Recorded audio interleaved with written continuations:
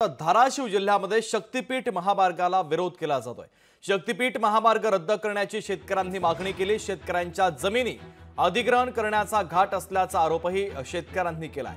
16 ऑगस्टला शेतकऱ्यांनी आता बेमुदत उपोषणाचा इशारा दिलाय। महत्त्वाची बातमी धाराशिव मधील आपण पाहतोय, शक्तीपीठ महामार्गाला शेतकऱ्यांनी आता विरोध केलाय। शक्तीपीठ महामार्ग रद्द करण्याची मागणी शेतकरी करतायत, तर शेतकऱ्यांच्या जमिनी अधिग्रहण करण्याचा घाट असल्याचा आरोपही शेतकऱ्यांनी केला।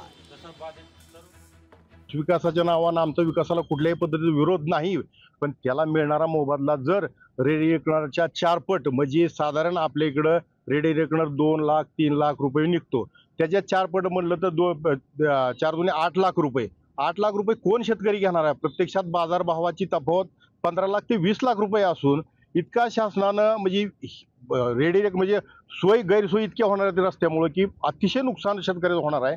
त्याची शासनानं दखल घ्यावी, शेतकऱ्याला न्याय देण्याचं काम करावं। शक्तीपीठ महामार्ग हा रद्द झाला पाहिजे। इतर महामार्गामध्ये बाबतीत त्यांनी 2013च्या मूळ जे काय भूमी अधिग्रहण कायदा आहे तिचीच अंमलबजावणी केली पाहिजे। यावर इतर मागण्यासाठी आम्ही 16 ऑगस्ट रोजी तुळजापूर येथे छत्रपती शिवाजी महाराजांच्या पुतळ्याच्या शेजारी बेमुदत आमरण उपोषण पूर्ण राज्याच्या वतीने करत आहोत। राज्यभरातील प्रत्येक जिल्ह्यातून 20 ते 30 जिल्ह्यातून सर्व बाधित शेतकरी इथं उपस्थित राहतील आणि तशा पद्धतीने एक आमरण उपोषणाचा इशारा आम्ही आज इथं तुळजापूरमध्ये झालेल्या बैठकीमध्ये देत आहोत।